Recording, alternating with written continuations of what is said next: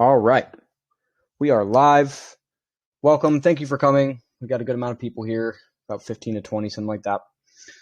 It's our third education session.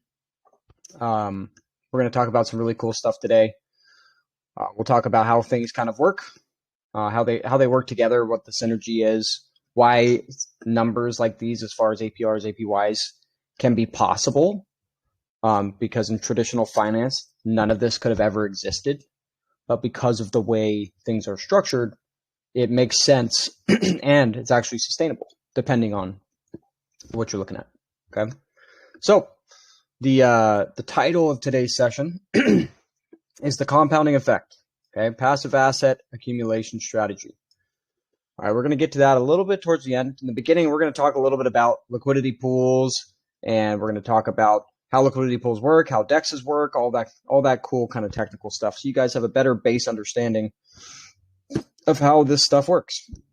Okay, so let's talk about liquidity pools first, because the farming strategies and stuff that we're going to use, and everything that you guys are doing, investing in these, we'll call them pink stocks of crypto, right? You can call them shit coins, you can call them whatever you want, but buying these smaller projects that are part of a bigger blockchain, you are using liquidity pools to do that. Okay, you're using decentralized exchanges like PancakeSwap, Uniswap, NightSwap. You're using decentralized exchanges to transact, and you are transacting in and out of liquidity pools. Okay, so let's talk about what a liquidity pool actually is. All right, so a liquidity pool is basically a crowdsourced pool of cryptocurrencies or tokens that are locked in a smart contract that is used to facilitate trades between the assets on a decentralized exchange. So if you're trying to buy Forge, there needs to be a liquidity pool that has Forge and BNB or some other currency pair, right? And when you buy Forge, you're taking the BNB and you're putting it into the liquidity pool, and you're pulling Forge out of that liquidity pool and into your wallet. Okay, so instead of traditional markets of buyers and sellers in like a traditional centralized exchange, we'll talk about this when we get down here a little bit. There's an order book, right? There needs to be like an equal buying and selling in order for that transaction to make sense. Okay, so many decentralized finance platforms use automated market makers. Okay, we call them AMMs. You'll see right here. I'll talk about those in a little bit. Automated market makers are kind of the I don't know if I call them revolutionary, but they're the new way of taking out the middleman of centralization. So like a centralized exchange has an order book. The stock market has an order book. Automated market makers, liquidity pools, they get rid of that. Okay. So automated market makers, I'm going to keep messing that up, so bear with me. It's a tongue twister. They allow digital assets to be traded in an automatic and permissionless manner through the use of liquidity pools. Okay. Liquidity pools provide much needed liquidity, speed, and convenience to the DeFi ecosystem. Okay, this is pretty granular. It can be a little bit hard to grasp. We'll talk a lot more about liquidity pools when we create the educational Discord and all of that. All this front-facing stuff and this initial education, we're not going to get super deep on some of this stuff. We're just going to kind of run you through the basics of how things work so you have a better understanding. Okay. So we talked about what a liquidity pool is. Let's talk about how it works. Let's talk about the value of it. Okay. So usually a crypto liquidity provider receives LP tokens, liquidity pool tokens, or liquidity provider tokens. LP can stand for a lot of different things. Okay, in proportion to the amount of liquidity they have supplied to the pool. So when a pool facilitates a trade, a fractional fee is proportionately distributed amongst the LP token holders. So if you've provided liquidity and you hold 10% of the pool, you get 10% of the transaction fee whenever somebody transacts between those two assets. Okay, so if you had Forge BNB, you had 10% of the pool. Every time somebody swapped Forge for BNB or BNB for Forge, you would get 10% of that transaction fee. Okay, and the transaction fee is dictated by different decentralized exchanges, and those numbers change. But basically, before farms were a thing, liquidity pool mining, which you can see up here at the top, is what people were doing. Okay, and this can be pretty profitable.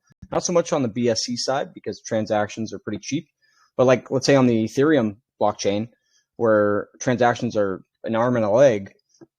If you're providing liquidity for, like one of my mentors was provided a large amount of liquidity for Floki early on, and when he broke his LP, he had gained a lot of ETH because he had just been stacking up those trading fees from an asset that was being traded like crazy.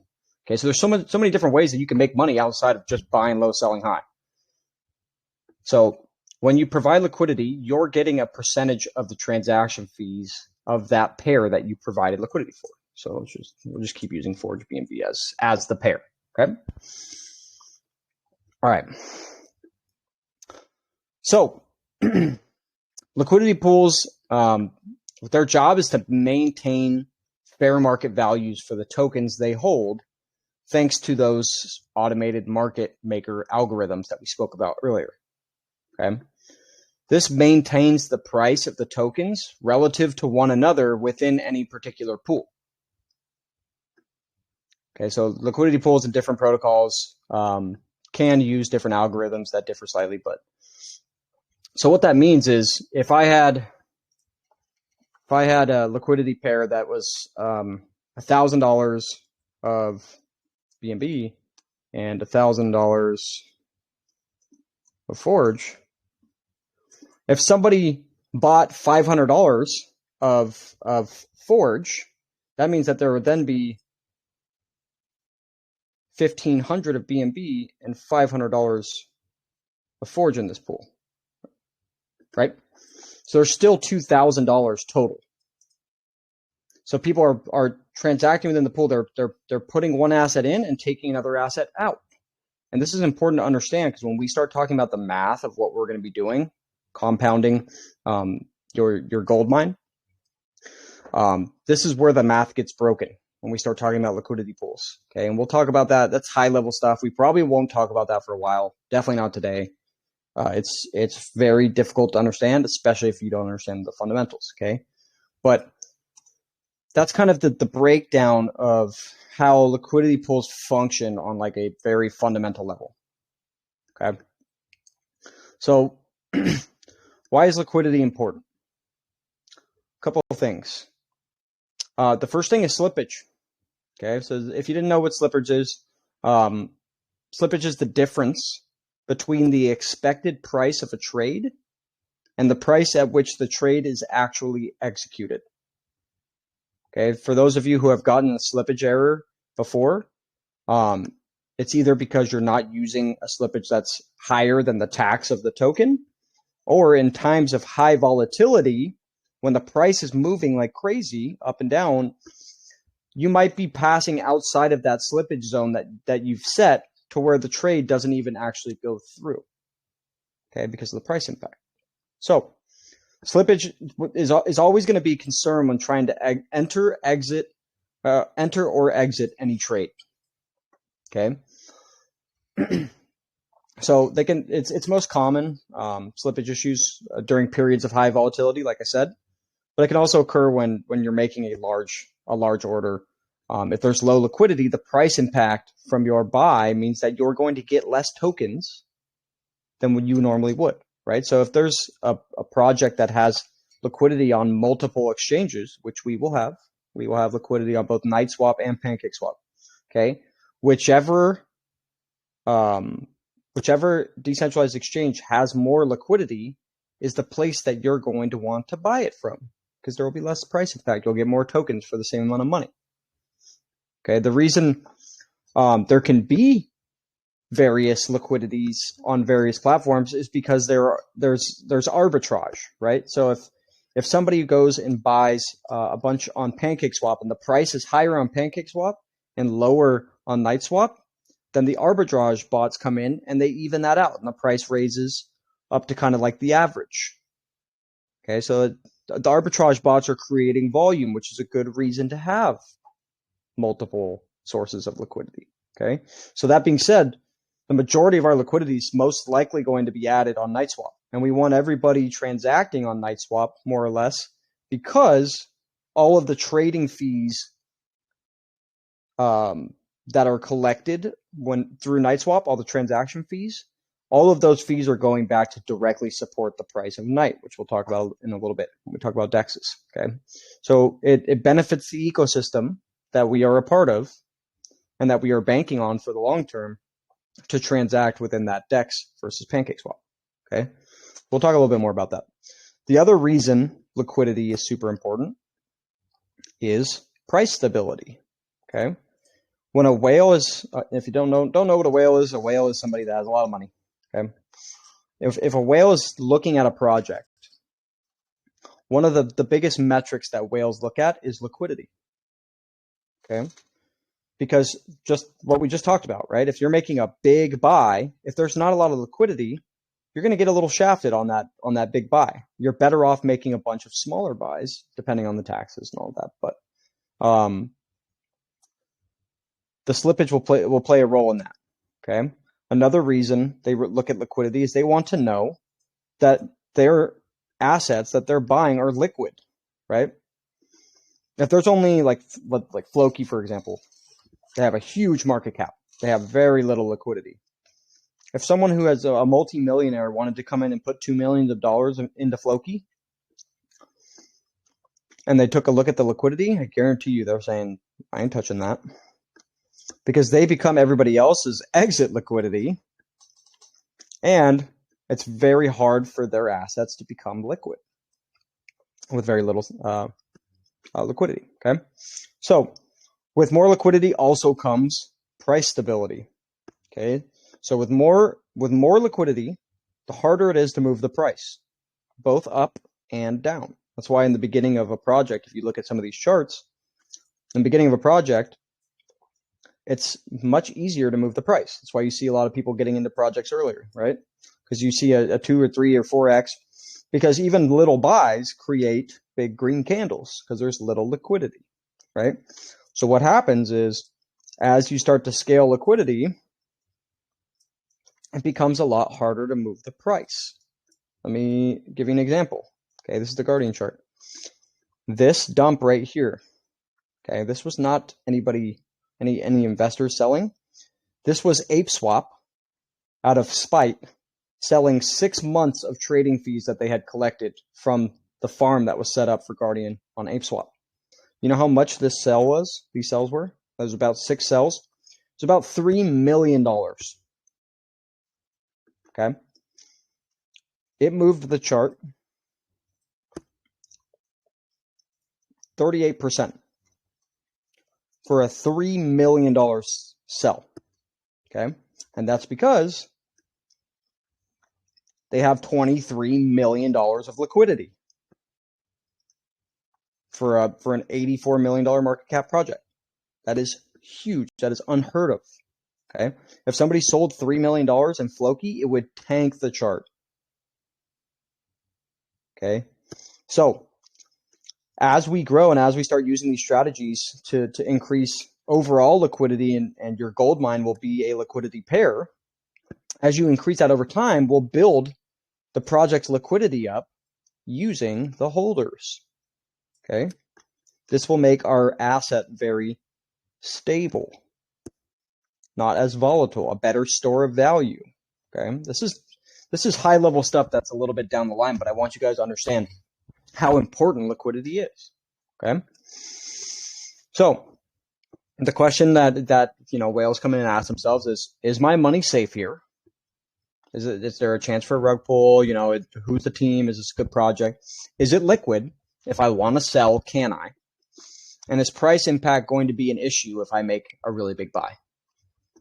And all of those 3 things, the answer is found within liquidity more often than not. Okay. All right. Let's get back to this. Cool. So let's talk about DEXs. This is where stuff's going to get fun. I know that was a little heavy on the detail side. This stuff is really fascinating. It's a game changer.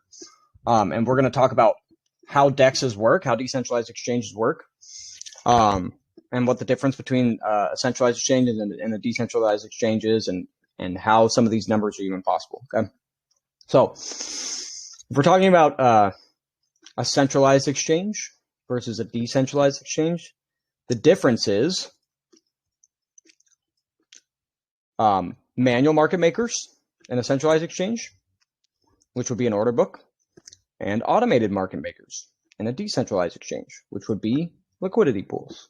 Okay, so automated market makers fix the problem of limited liquidity that decentralized exchanges were having when DeFi was first created by creating liquidity pools and offering liquidity providers the incentive to supply these pools with assets.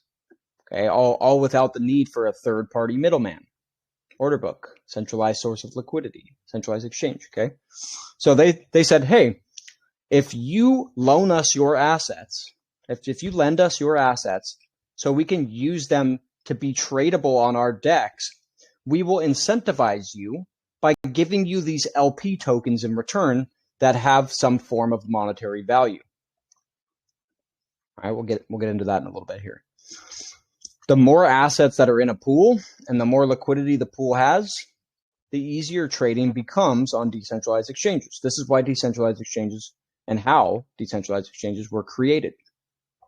Okay, so the liquidity pools maintain the fair market values for the tokens they hold thanks to the automated market maker algorithms. And we're not going to get granular on that. I don't think it's really all that important for you guys to understand that. If you do want to, look it up. Okay, I don't want to like freak you guys out. This maintains the price of the tokens relative to one another within any particular pool, which is what we mentioned earlier, right? So it balances out the value of the pool by changing and adding or removing assets to balance things out. Okay, this algorithm helps ensure that a pool consistently provides crypto market liquidity by managing the cost and ratio of the corresponding tokens as the demanded quantity increases. Probably going to have to listen to that at least one more time to fully grasp it. Okay, to make things simple, the algorithm that AMMs use helps to balance out the value in the pool to ensure a fair market value. Okay, so why would people provide liquidity? Why does it make sense? What are the incentives? Okay, so you can see here, incentivizing LP providers. So there's three things that you make money off of when you provide liquidity. Okay, the first thing is liquidity mining fees. This was the only thing that there was until farms were created by DEXs. Okay, so if you provided liquidity, you would get a percentage of the trading fees from people trading that pair. Okay, so if it was, ETH and Bitcoin, and you provided liquidity, you would get a percentage of the transaction anytime people swapped from Ethereum to Bitcoin or vice versa. Okay, so that's one way that you make money over time. Another way that you make money is through farming the LP tokens on a DEX to earn the native token of a DEX. Okay, and we're gonna get into that in a little bit. The third way, or the third reason that people should provide liquidity is what we talked about earlier, is price stability and overall liquidity of a project that you are in and support. Okay, the last way that you make money is through the appreciation of the actual assets that's in the LP pair.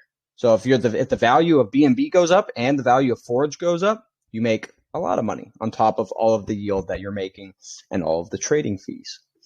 Okay, and we will be launching probably, I don't have a crystal ball, but probably towards, I would say closer to the floor than the ceiling with where the macro market is right now. Okay, so now we kind of talked a little bit about decentralized exchanges and how they work.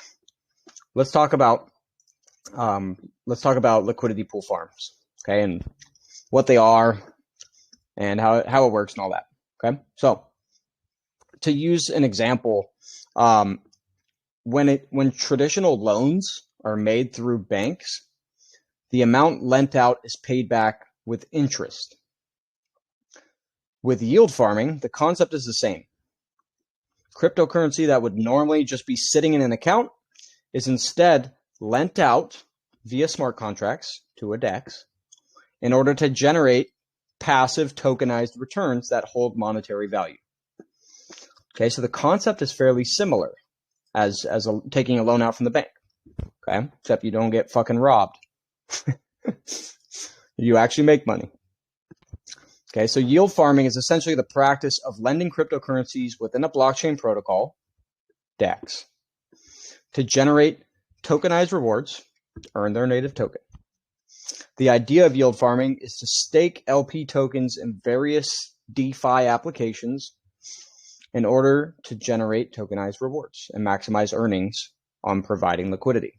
Okay, so again, the DEX says, hey, if you guys lend us your assets so that we can make them tradable on our exchange, we will give you these tokens in return that you can put into these farms we've created for you that gives you our native token that holds some form of monetary value.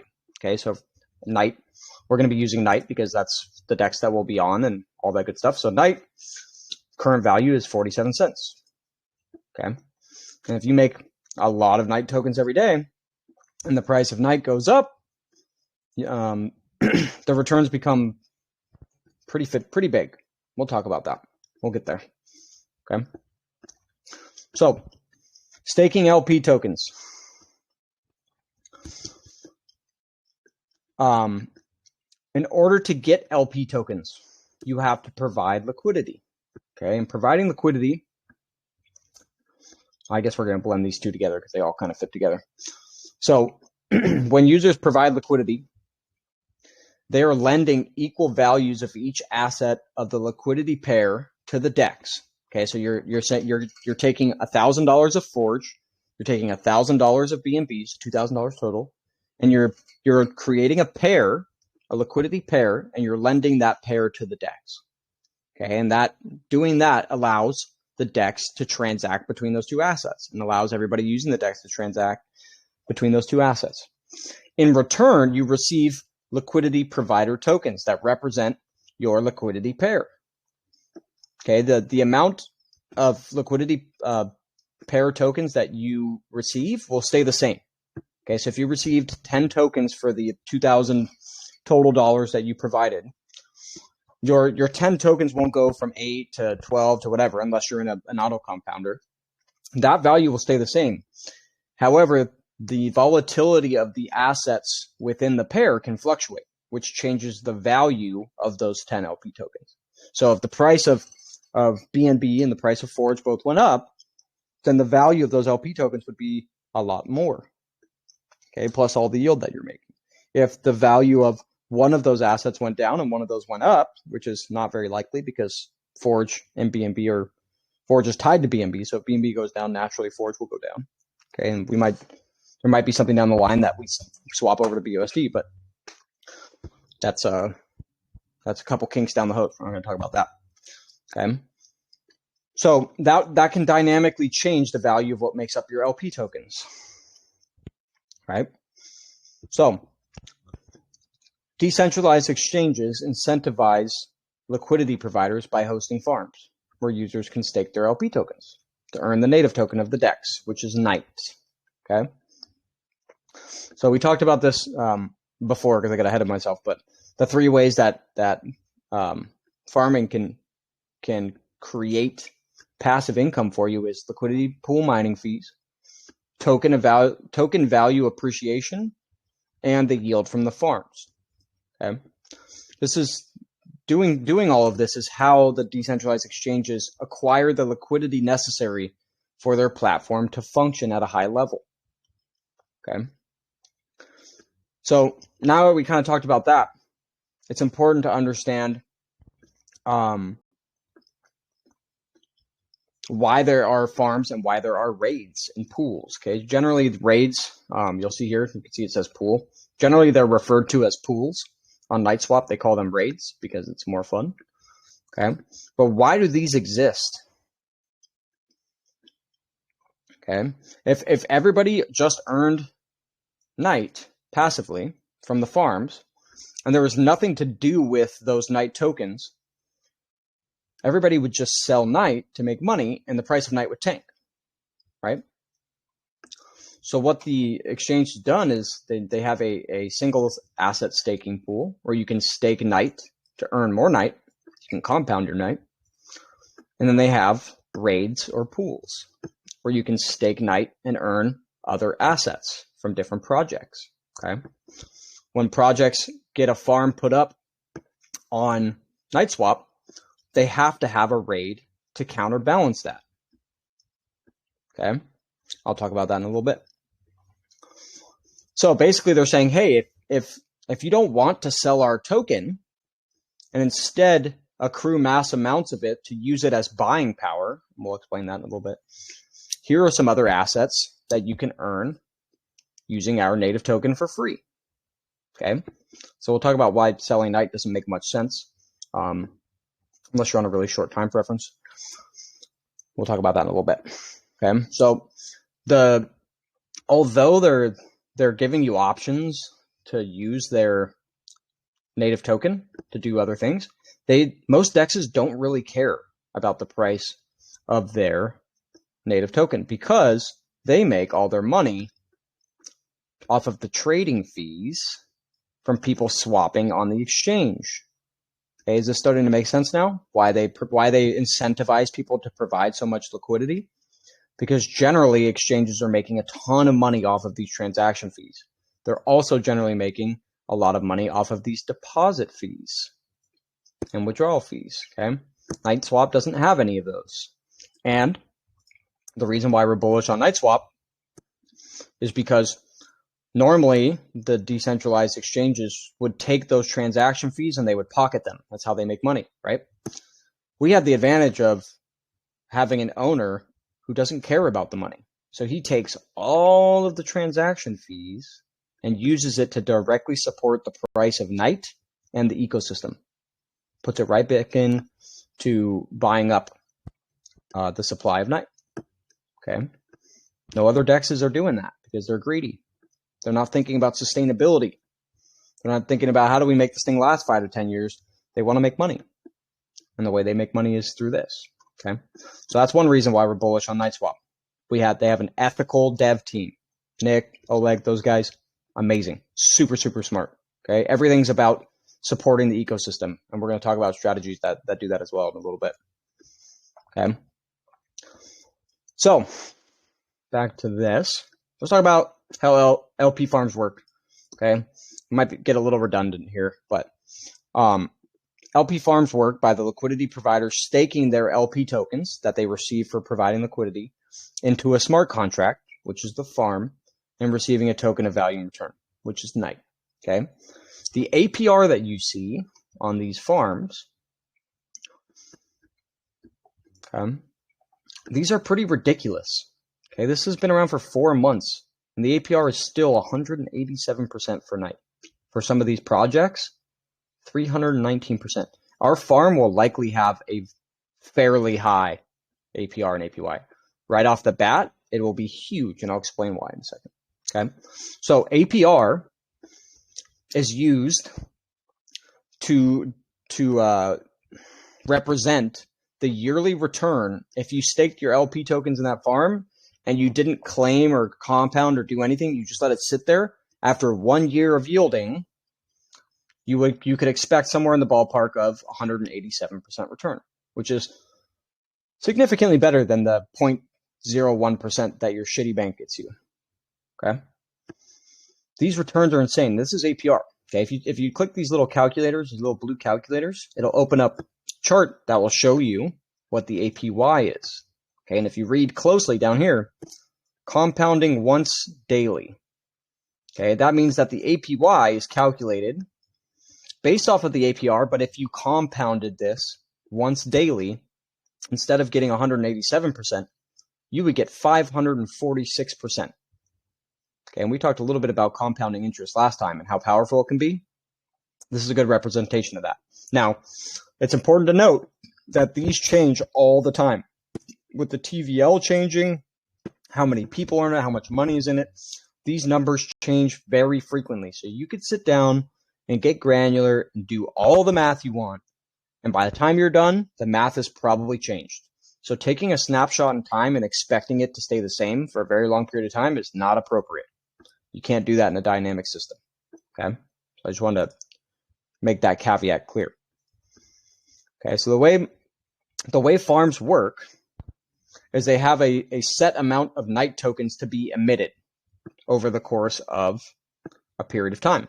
Okay. The amount of tokens that's going to be emitted is called the emission rate. So there's a certain amount of tokens that are emitted every second or every minute, whatever it is. Okay. And they're emitted over the lifespan of the farm, which is calculated in blocks. Okay. Time on the blockchain is calculated in blocks. On the Binance Smart Chain, one block is about 3 seconds. Okay. And I'm not going to show you guys where to go to find the blocks and everything on this call, but we'll get there over time. Okay, it's more granular stuff. Oops. So, let's say we have we'll use guards, but let's say we have a Forge BNB farm setup. Okay? In the beginning, the APY is going to be huge. The APR is going to be huge. Okay, because there's nobody in the pool, and the amount of tokens that you receive from the pool is in proportion to your percentage of the liquidity pool. So if you hold a huge farm, you hold 50% of the entire TVL that's locked in here, you're going to get 50% of all the tokens that are emitted from that farm every day. Does that make sense for everybody? The bigger your share of the LP pool that you hold, the larger your daily return in night tokens. Okay. This is why you would like to get a large gold mine set up in the beginning, and you want to be in that farm from the start when the emissions are crazy. Okay. So when more people enter the farm and more people provide liquidity, the emission rate gets spread out across more holders, which means naturally the return for each person goes down. And that's when you'll see the APR start to go down, right? So the APR for Guard is only about 12% now, right? Well, that's because it has $24 million of liquidity in this farm. Okay. It's pretty insane. But like we talked about earlier, people will look at this and be like, well, why would I get into this? Because I'm only getting 12% APR or APY. Well, this is why. Okay. Because this has collapsed time for you just from the token appreciating 78% in the last couple of days, last week or so. Okay. So you've gotten your 70% for the year in 1 week. So if you're complaining about APYs, it just goes to show that you don't quite understand how they work. So I wanted to make sure I took a little bit of time to explain how some of these things function so you guys can get a better understanding of when you're looking at the user interface and looking at APYs. This is where a lot of people can go wrong, right? They'll go, okay, wow, look at this. Like Padmon, it's got a 320% APR. Like, this is awesome. And they'll go buy like $10,000 worth of Padmon and BNB, make a pair to start earning night. And then the price of Padmon tanks. If the price of Padmon tanks, then yeah, you're making a bunch of night, but your initial investment, you're down like 50% on. So you're in the red, right? Especially if you have a short time preference. Now, over a long period of time, the yield from the farm will cover, generally speaking, I can't say for sure, but the yield from the farm will cover any kind of downside from the token depreciating. So let's say if you provided liquidity in Forge and it dropped 30%. If you'd been farming for a full month or 2 months, this is all speculative numbers and all that, the yield that you made in night would likely offset the loss that you would have had. So it brings you up to break even. This is called hedging your downside. Okay. Now, if the price of Forge goes up from when you provide liquidity, you make a bunch of yield and the assets appreciate in your pair, you're now hitting an exponential curve when we're talking about financial gain, right? And we'll get a little bit more granular on on impermanent loss and some of these other things that people are so afraid of in liquidity pools. I don't want to drown you guys with stuff today, but does everybody kind of understand that? Does that make sense? I hope so. Whoa, 177. Jesus, we love it. Okay, so talking about how LP farms work. We talked a little bit about raids pools, why the farm is emitting X amount of night tokens. So the raids pool is set up so that there's an equal value of the tokens from the other side to relieve sell pressure on night. Okay, so it's the checks and balances of a DEX. If they're going to give out a bunch of night, they expect to get an equal amount of US dollar value of your tokens in order to give out to their holders on their platform. Okay, and if you're a ethical project like the Wolf Den projects or like we will be, you buy those raid tokens. So there's not a bunch of people that are just getting your token for free and selling it. If you buy all of the tokens that you send to the DEX, what happens is anybody who sells those tokens, there's already a buy on the other side that makes up for that. Does that make sense to everybody? That way you're not putting yourself in a position like, for example, all these shitcoins who they give influencers percentages or percentages of their supply or a bunch of their token, and then what do they do? They go out, they post their shitty social media post, and then they after their buyers come in and or their followers come in and buy, they use them as exit liquidity and they sell them all. Yeah, exactly. So it's I've seen it too many times.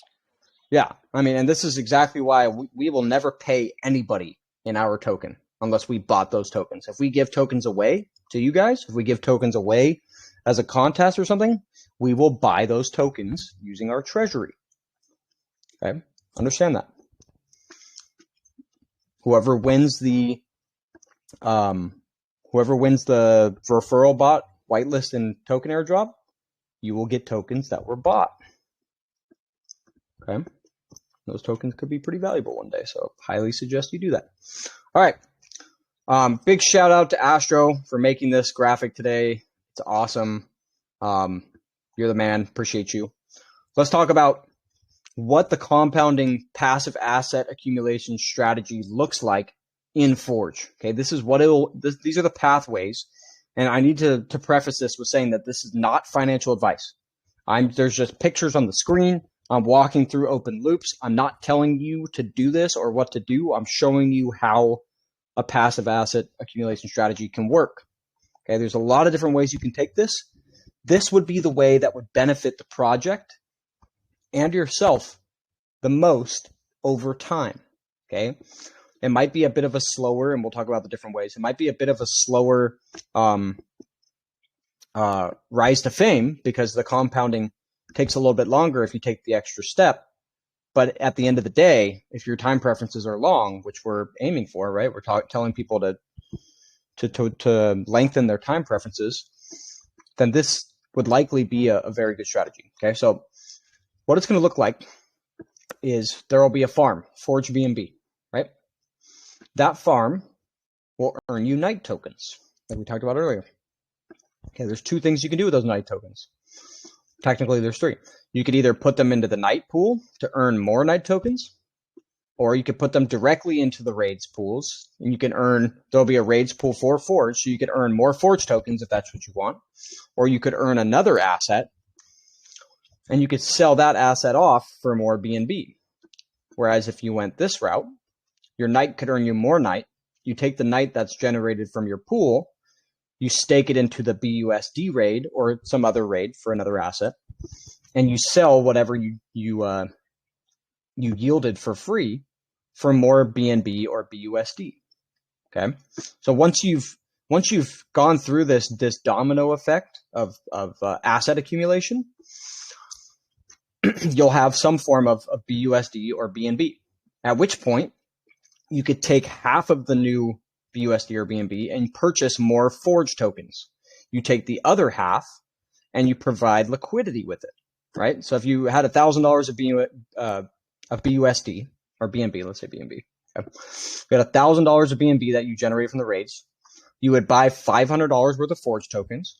You would take the other 500, provide liquidity, because you need equal values to provide liquidity, and you would beef up your gold mine, which is what we're calling your Forge BNB. Okay, you beef up your gold mine, which means you would start to print more Night, which would get you more Night, which would get you more BUSD. Do you guys see how this can get crazy? And this is all assuming that the values of things stay low. I mean, Night is the third largest DEX on Binance Smart Chain right now, and it's not even drawing volume from CoinMarketCap. Hardly anybody even knows about it. Okay, so what happens if the price of Night doubles? What happens if it goes to $1? Now you're making 2 times as much money every day. Okay, so the exponentials that happen over time, that can happen over time, right? The exponentials that happen over time can lead to what Nick would like to call FU money. Okay. And the coolest part is, and I'm gonna let somebody answer if they can. Okay. If this is generating a set amount of Night tokens a day, depending on, let's just say nobody new came in, you're earning a set amount of Night tokens every day. Okay, and you're going through this process. Does the price of this really matter over time? Does it or does it not? Does not.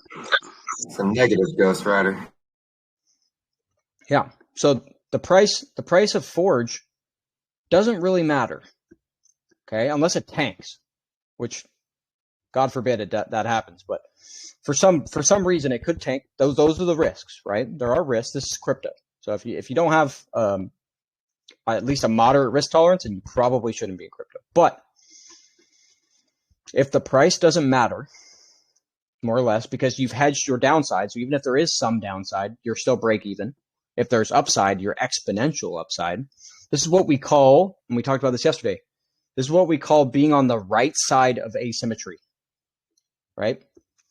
If you're going out chasing shit coins, the upside is, 20, 10, 20x, 100x, whatever. The downside is you lose it all. You are on the wrong side of asymmetry. Okay? If we play the predictably multiply your capital game, and the downside is hedged, so there's less downside, you're mitigating risk, while maintaining the massive upside, the exponential upside, now you are on the right side of asymmetry. That makes sense, everybody? Kind of tying in some principles that we learned yesterday into this presentation today. Okay, so what happens when the price of Forge doesn't matter? What do people stop doing?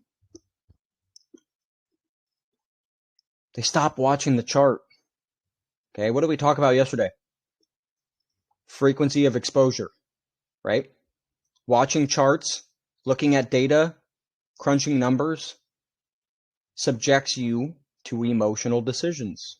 When people stop watching the chart, they stop making stupid emotional decisions because they have certainty that they're going to get a stable amount of yield every day. That is decoupled from the price of the asset that you're staking. So the value of this will stay relatively the same.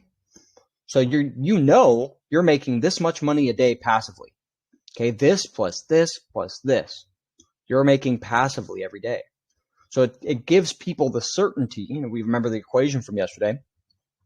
What happens when we remove uncertainty? We assume more power over the outcome of what we want, which is large financial gain, right? And we also reduce anxiety. And reducing anxiety makes people stop watching the chart. You see how all these things kind of play together, the things we talked about yesterday, the underpinnings, the principles. This is why these farming strategies are so fucking valuable. As long as you have an educated and sophisticated group of investors who understand it. Okay, this is high-level stuff. It is not super easy to understand. You might have to go back and watch this video again.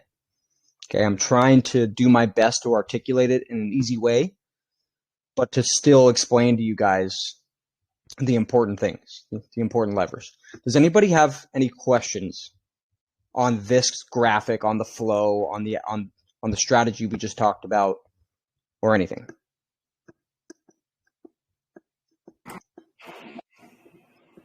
Yeah, this is your time to speak up, guys. We definitely love to have questions. Understanding things this far.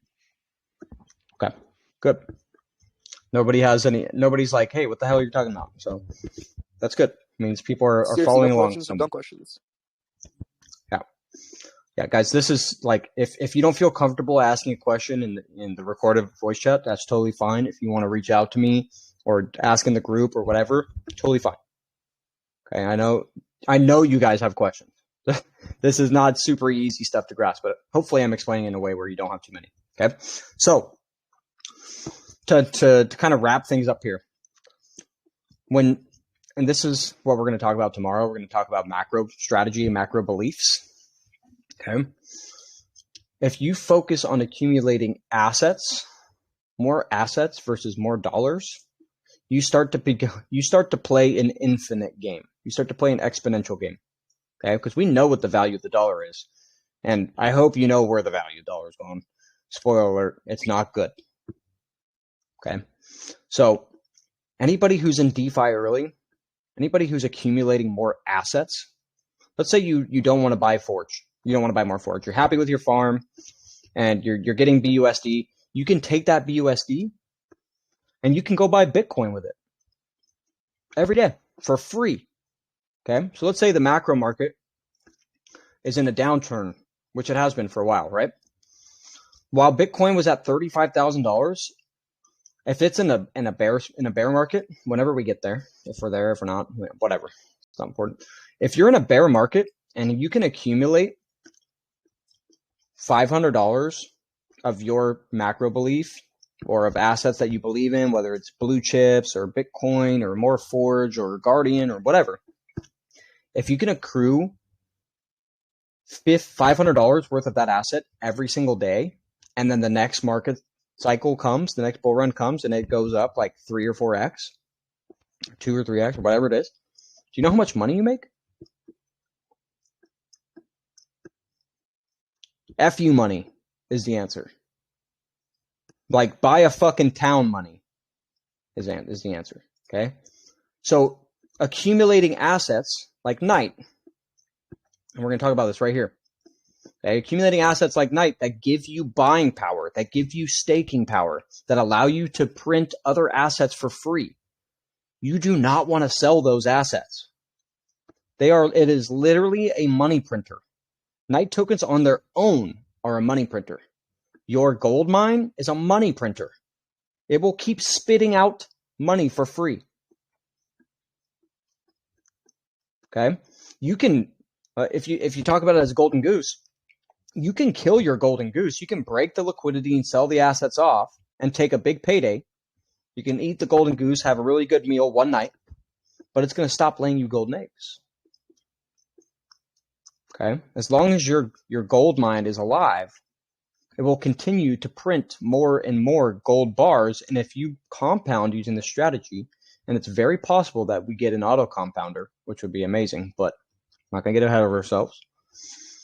If you compound your gold mine and you fatten this guy up, your gold bars keep getting bigger and bigger and bigger. If the price of Knight all of a sudden explodes because the market sees the value and they actually see that it's a huge DEX with over 120 mil TVL, spoiler alert, this is probably coming. If the price of Knight like 2 or 3 X's, you have now been making 2 or 3 times as much money the entire time you've been yielding. Not just from then on, but the Knight that you've accumulated has rose in value. And that's the value of focusing on accumulating assets. Because you wait until those assets appreciate and you make exponential upside.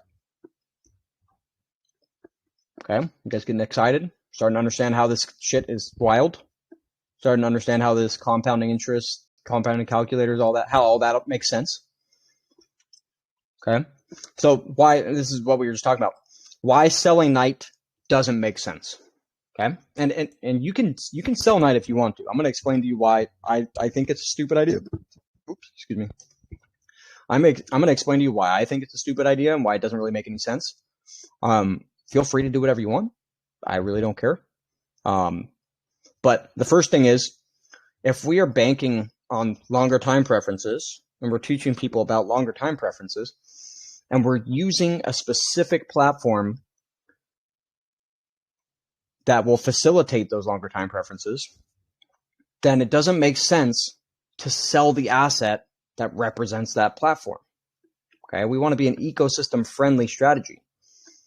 If we can show Nick and NightSwap and Oleg that we can ethically use this farm and these strategies to make a bunch of money without selling Night, it is very likely. How do you think Guardian got this multiplier? Okay. It is very likely that if we can show them ethically that we can use Night and that we are an intelligent, sophisticated community, they will likely, this is not for sure, it's just what I could see happening, they will likely increase the multiplier on our farm, which means we get more Night tokens out of that farm, which means your APR and your APY goes up. Okay? So the first month, this first farm that we run, it's going to be super important for those who are here for longevity and who want to support the project, to show them that we are not a bunch of dingleberries. We are not moon boys. We understand the value of Night, so we don't sell it. We understand that it gives us long-term buying power instead of a short-term return on investment. Could you sell Night every day and then use that to beef up your farm? Sure, you could.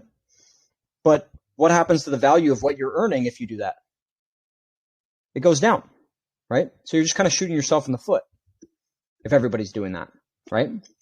So if I accumulate a lot of Night tokens, okay, like if you look at my pool, let's see if it'll load. Kind of being a pain in the butt right now.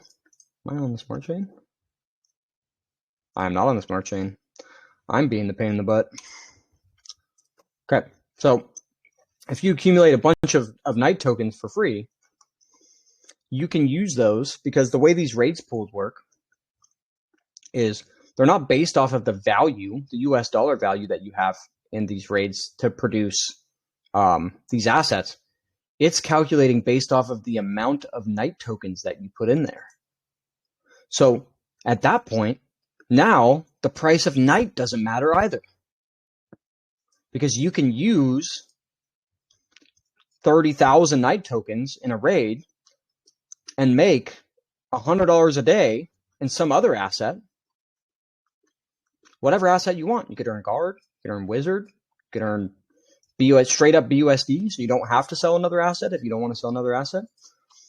Those Night tokens give you buying power and optionality to do whatever you want, whenever you want. You want to go ape into a shitcoin presale that's launching? Cool, guess what? Now you don't have to sell Forge tokens to do that. Before, in the traditional buy low, sell high paradigm, you would have to sell an asset that you have, even if it's at a loss, if you wanted to get into something else, right?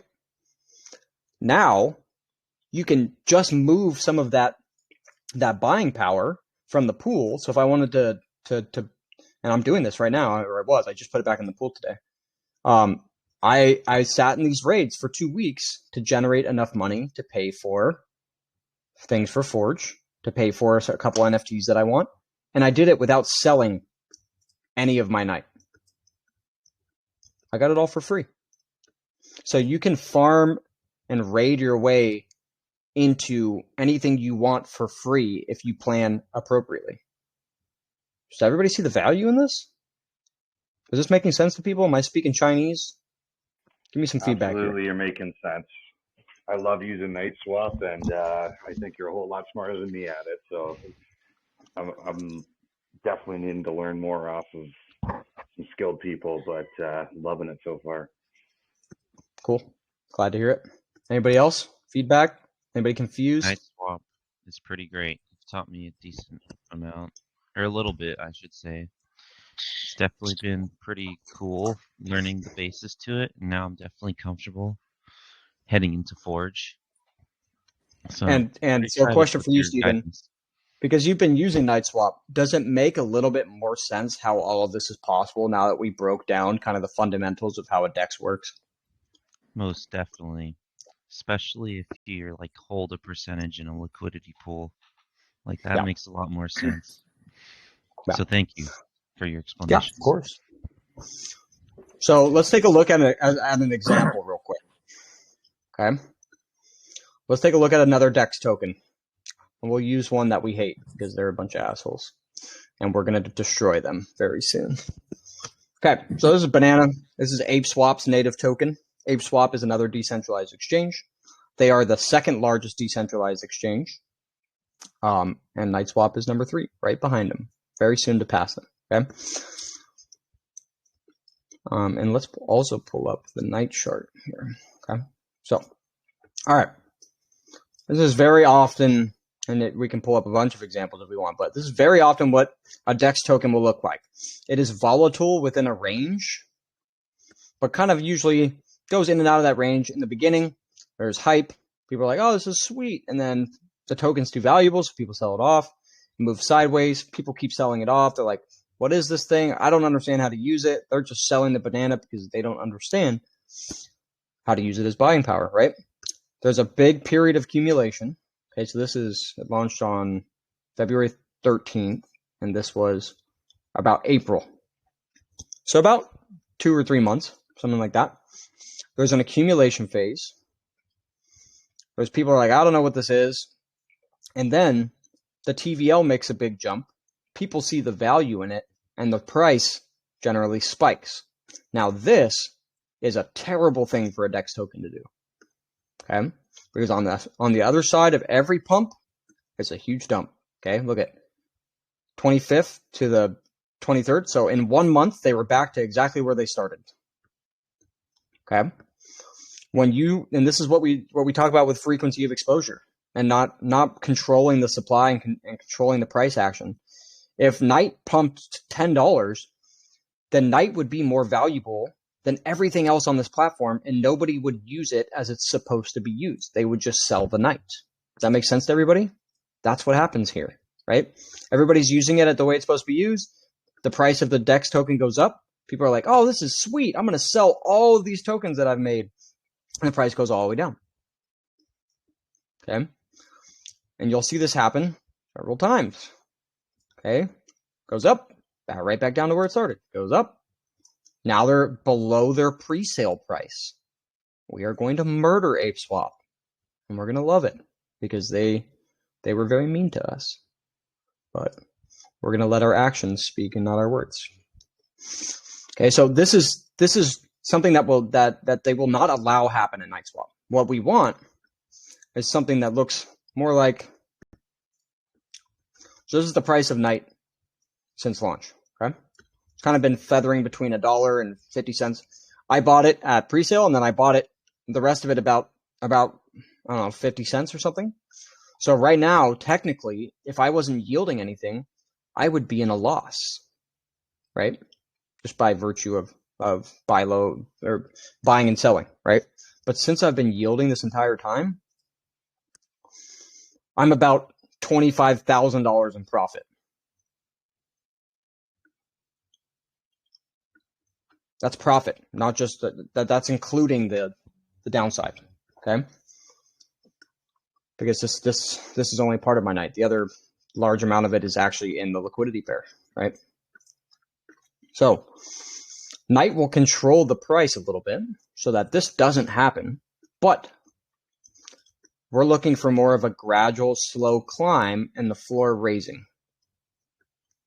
And the good news is since nobody knows about NightSwap, the Wolf Den educated, sophisticated holders have spent the last 3 to 4 months accumulating a ridiculous amount of Night.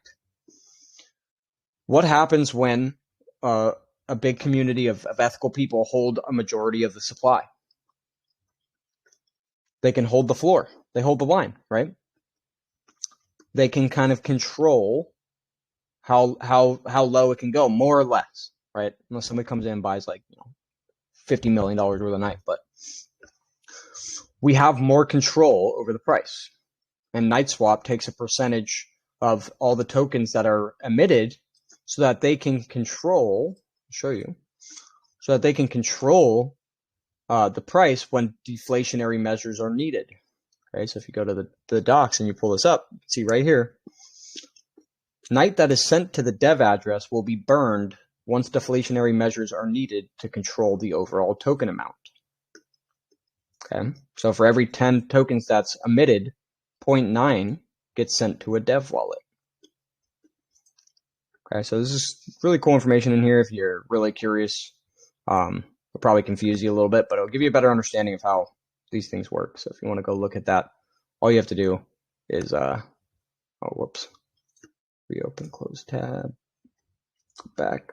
All you gotta do is click Docs on NightSwap, go to More, and you can click Docs right here. Okay. There's also some cool analytics if you want to look at pairs and tokens and all that. It's not super important, but if you're curious, you can.